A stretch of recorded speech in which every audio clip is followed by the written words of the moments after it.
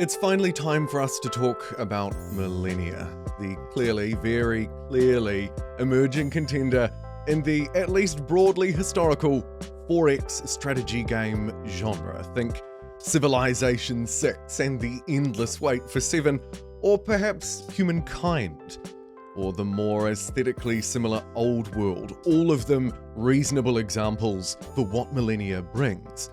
But it does move a little bit differently in how it builds an identity for a civilization, in how cities or regions are managed, and the intricate goods and tile improvement system.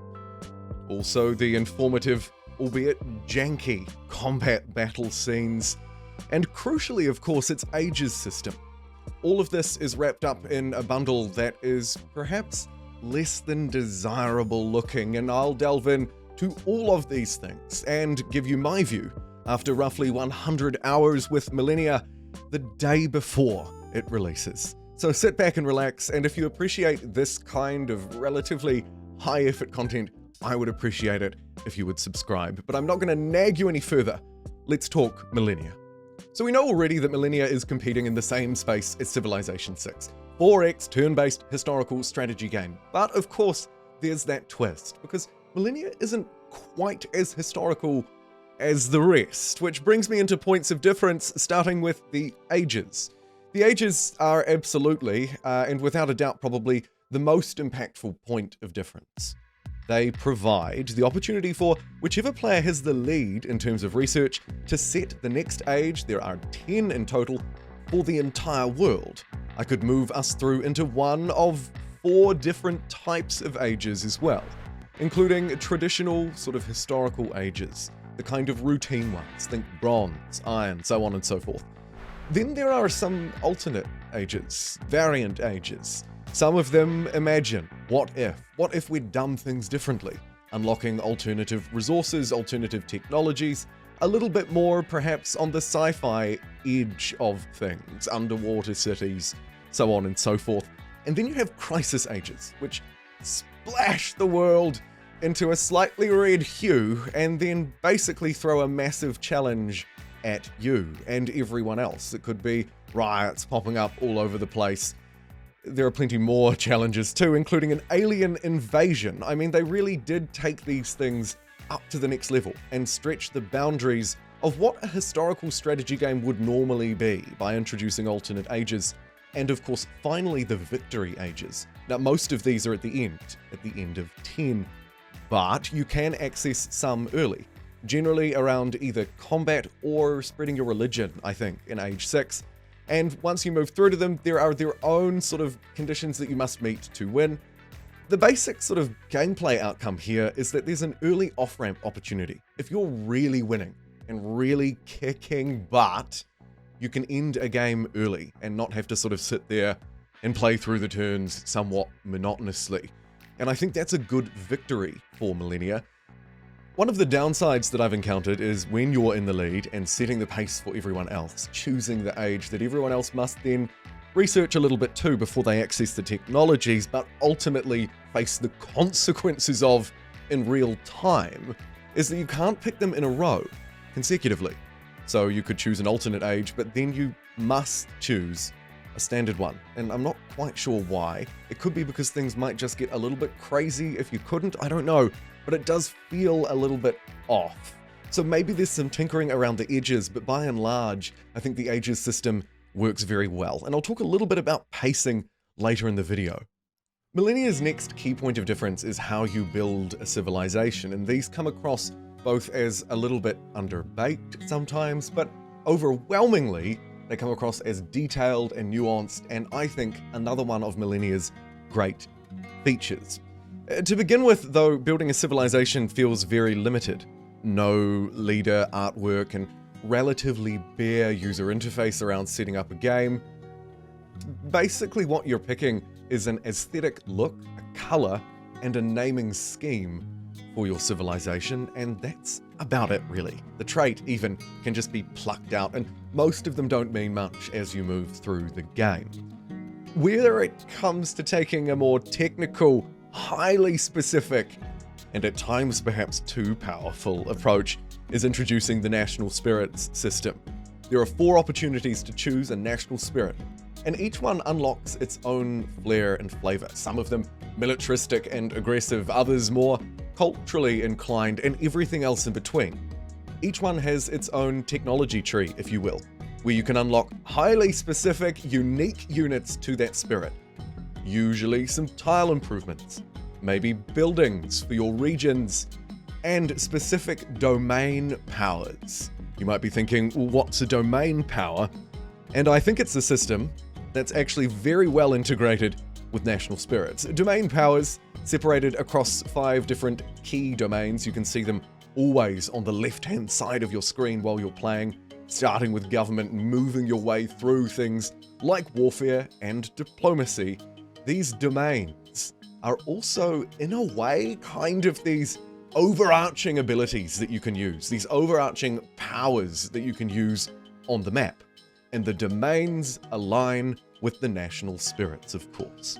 So you could choose to constantly pick a certain type of national spirit and lean heavily into that domain, unlocking new domain powers that might help you build tiles or spawn in units on the warfare side of things.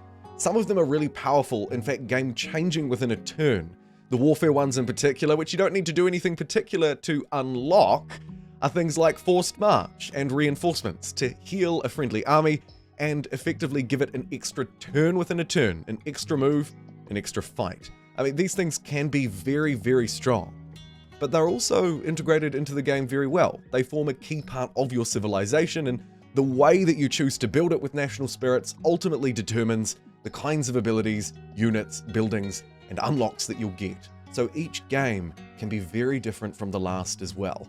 And that's fundamentally how you'll build your civilization. It happens incrementally, through stages, supported by picking governments, which you could kind of think of as culture tech trees, if we're doing a Civ 6 comparison, though that is a little loose, because you'll choose, again, many different types of government as you move through a game, and technologies as well, which are a bit more flexible in Millennia. You don't necessarily need to have a paper mill early on to get the milling factory later. But I'll talk about that a bit later. In fact, right now. Let's move on to regions and economy. And of course, to build an economy, you're first going to need some cities, which are actually called regions in Millennia, and it can get a little bit confusing, but regions are wonderful, because regions are more than just one city tile. Regions can be and will be influenced and expand into areas where you build towns along the peripheral, the hinterland. And eventually that becomes part of the broader region, gobbling up the tiles or resources nearby. Outposts can be used as well to grab resources and send them to their nearest cities, and they can later be converted into towns should they end up bordering a region. The way that you grow and expand these out and work almost every single tile within them is actually really fun. It's a key point of difference for Millennia, and it's one that I personally really like. Developing these things is really fun, but if you don't want to take the hands-on approach, you don't have to, because there's an alternate playstyle that encourages a much more wide, broad playstyle, where instead of settling a city or region, you instead settle something and leave it be. It's called a vassal. You might think and compare it to something like a puppeted city in Civilization, and that's broadly correct in that the game will manage the growth of the vassal. However, vassals are much better integrated inside of Millennia. They actually provide value. You can send merchants to them. You can do all sorts of interactions with them, actually. They will slowly build themselves up, and if you move the right way, pick up the right national spirits or government types, you can really buff them, increasing their prosperity and the amount of all of the yields that they yield to you. It's highly possible and feasible to grow a massive empire of vassals that you have no control over their buildings, or play tall, build up a few mega regions, and don't worry about the vassals at all. And I think that that flexibility is a good service point for Millennia. Inside of the regions, the tile improvement system is another key point of difference. There are more tile improvements in this game than any other 4X historical strategy game that I've played, and the way that you interact with them is very intricate. It relies heavily on the environment, and while I'm slightly disappointed in the lack of the overall number of tiles within the environment, I would have liked to have seen a little bit more diversity. I think that they've still nailed this system. Start in the early game. Maybe you've got some trees. Great. This region will then build its economy around lumber, building eventually lumber yards that will send it hopefully to a sawmill to provide even more production. Or maybe I choose an alternate path, instead sending that lumber to a paper mill, providing me with eventually knowledge from the books that I can later create from paper. That's just one tiny example. You can apply that to almost every area of the economy: food, knowledge, wealth generation, domain experience generation. Everything can be achieved basically through the tile improvements, and of course they interact with the resources in the game as well, which are very similar to basically any other 4X game in the way that they look, but the way that you interact with them, thanks to the myriad of tile improvements, which honestly is a little bit overwhelming at first, and it can be difficult to identify when you're just looking at the map, specifically what's what. Though credit where credit's due, because there are really a whole load of different types, not forgetting of course that each special age will have its own special types of tile improvements as well, there's a lot of diversity within the artwork, and when you get up and close and personal with it, it's quite cool to look at. We'll return to the overall looks of Millennia a little later on in the video though. One thing that I have seen criticized for its looks is the combat system. And yep, totally agree. When I first opened up Millennia and played a combat scene, I thought, what is this janky scene and why is it here? And in full disclosure, I skip these things a lot of the time. A lot of the time. Though, as I played through a little bit more, I did, I think, start to understand the idea behind them. It's not just to show off the many different types of units, and full credit, there's a lot of different types of units, and they look very differently on these janky little screens, but I think, sort of more importantly, it's probably aimed to offer a relatively condensed view of the information, of what's actually happening in the fight. Because the difference between unit types, like line units versus ranged units, versus mobile units, versus defensive ones, really matters, with combat multipliers of 2x, 3x, 4x. So if you're potentially a slightly less experienced player, who's maybe sending in an army that's quite heavy with cavalry against perhaps an army that's heavy with spears, and you're not quite sure why you're getting as wrecked as you are, then this information screen, especially when you expand it to see the extra info, to see how much damage is being dealt, can provide both that information, but also a visual view, right? You see a unit instantly lose its morale, and you think, oh geez, those guys have low morale. Or, oh boy, that was a bad pairing sending that thing against that other one.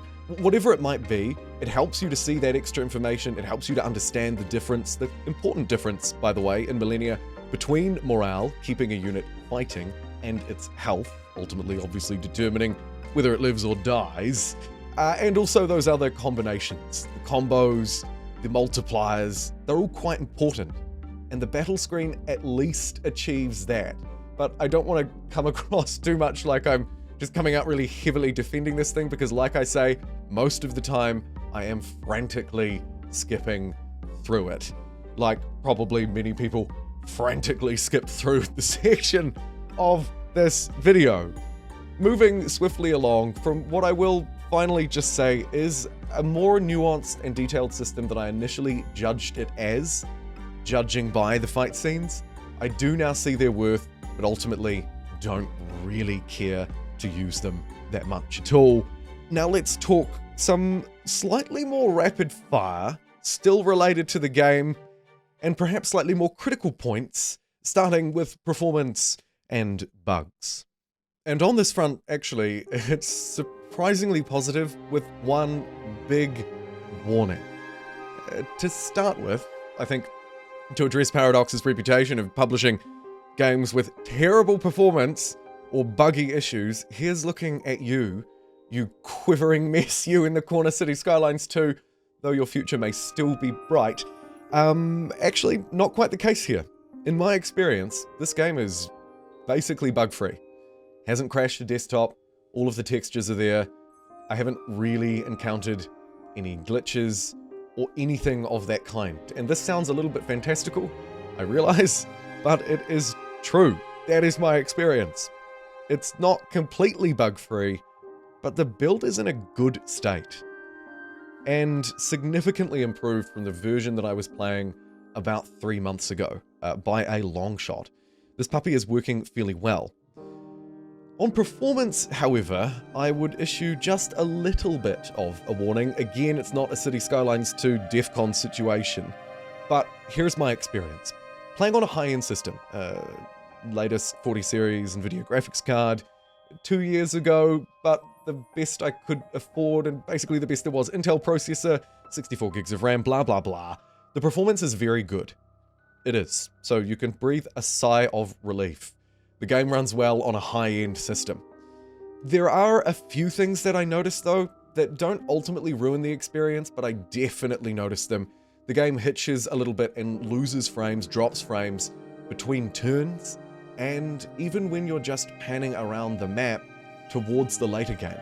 And this is particularly true when you have a lot of vision over the world, so right toward the end, probably, and of course on really large maps.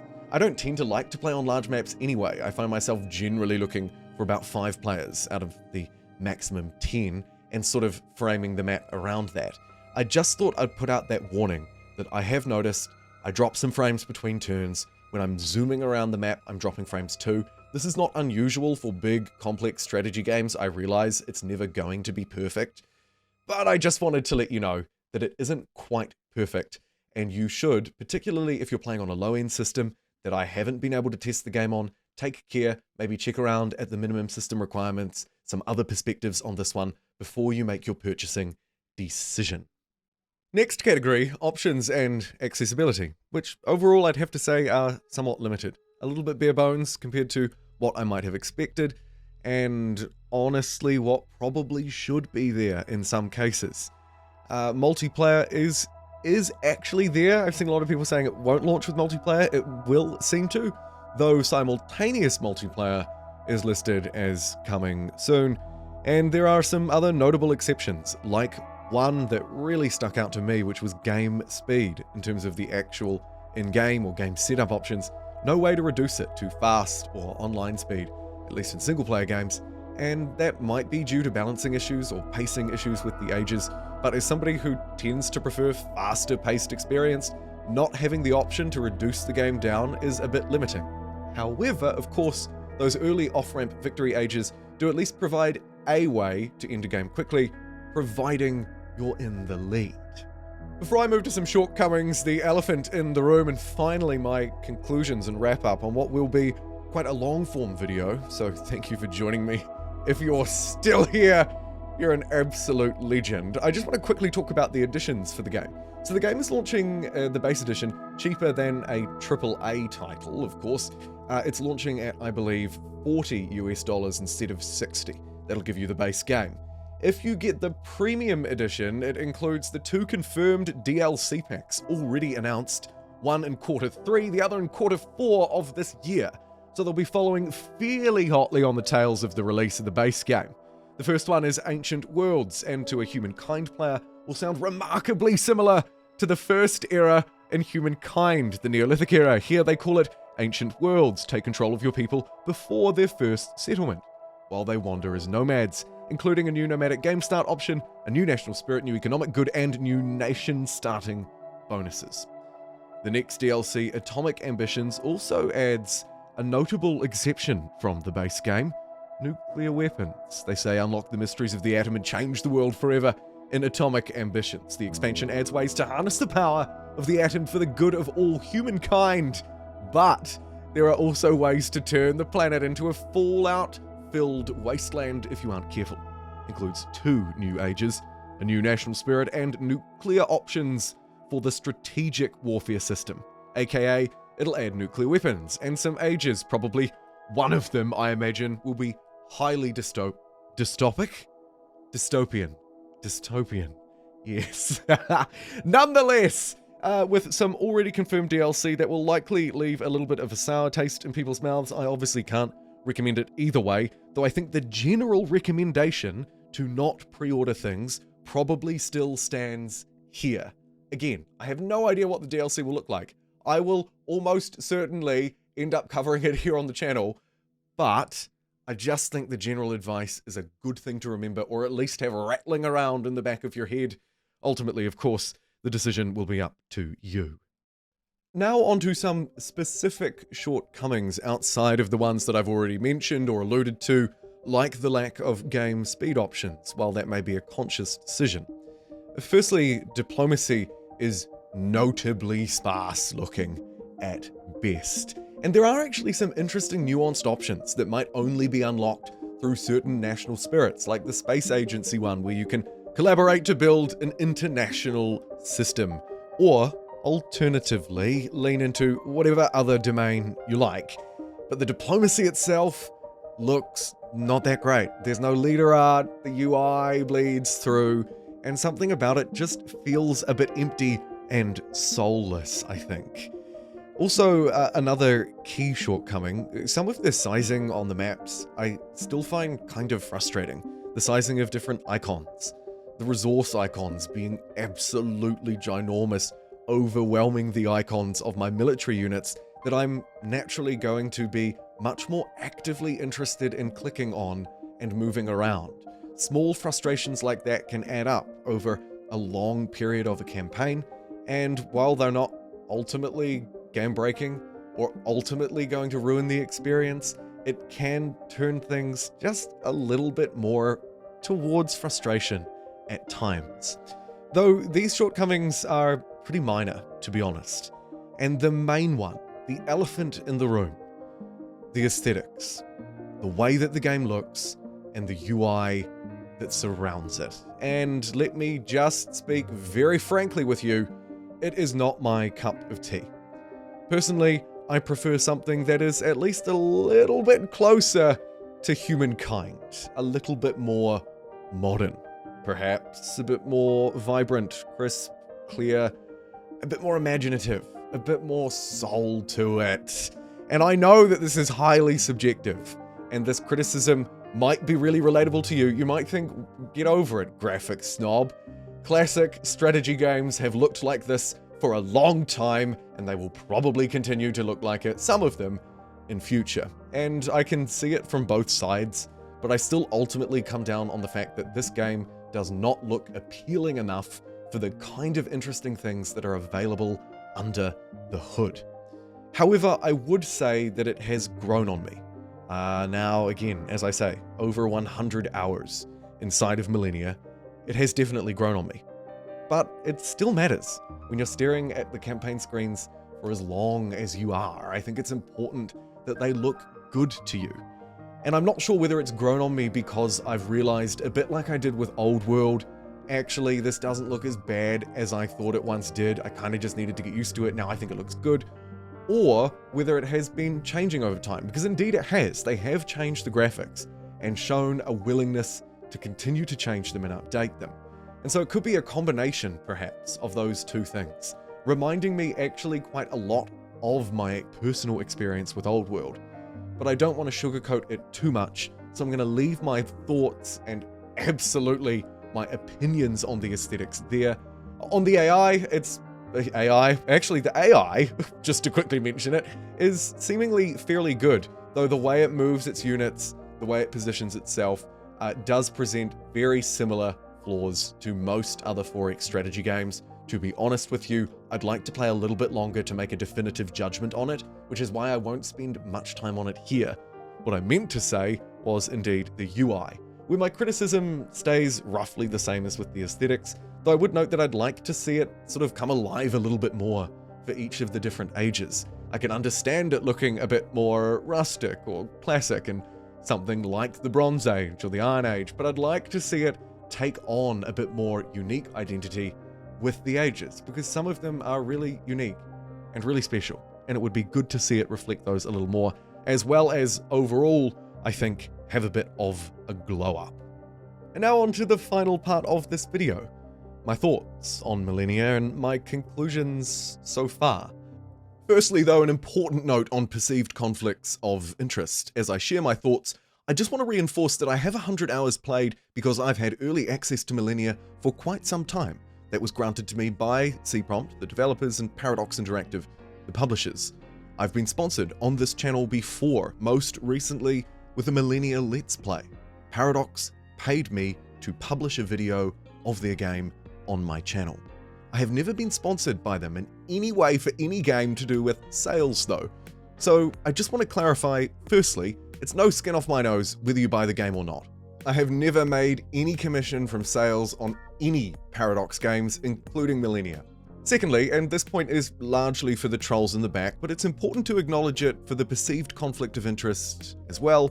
Even if this was a lie, why would I want to shoot myself in the foot and ruin all of the work that I've put into this channel by giving crappy recommendations to people who would later buy a game, be deeply disappointed, and blame me? It just doesn't logically make sense, even if one was acting entirely selfishly. So here's my free and frank recap of my experience with 100 hours of early access in Millennia. You can use it however you like. Firstly, on balance, I believe that Millennia is a great 4X, turn-based, largely historical strategy game, and where it pushes the boundaries and tries something new, like with its deep goods and tile improvement systems or its ages system, it largely nails it. These are broadly fun. I like what Millennia offers. The novelty that it provides is good. These unique points of difference are refreshing, yet broadly, of course, similar to a Civilization setting, probably allowing 4X players to adjust somewhat easily to the game. Its presentation is most notably the highest point of contention, at least from what I've seen from engaging with you and reading the many YouTube comments about it, alongside criticisms around the game's UI, and I also believe that the settings can be a little bit restrictive at times. Performance, as I've discussed, is generally pretty good, at least on a fairly high-end system. I do worry a little bit though about what happens when the game gets bigger and longer, particularly for low and mid-range systems, and I'd encourage you to double check and check around before making any purchasing decisions there. By and large though, I have to say it's fairly bug-free and performs very well. Many of the criticisms that I've mentioned in this video, like the somewhat lacking diplomacy screen, or more broadly criticisms about the UI, how I initially didn't really care for the graphics too much, but eventually came around to thinking, actually, these are alright, fit for purpose, I don't mind so much. And I think that summarizes most of my criticisms of Millennia. I think on balance, this game is really fun, and I look forward to seeing just how well it will be received and the kind of TLC it'll get over the first year or so of its development. DLC tends to be very important for 4X historical strategy games, and that is of course no secret. So how the game changes over its first year or so will also be very important in considering Millennia's long-term impact. Thank you for joining me. As always, let me know your thoughts down below, and I'll see you next time.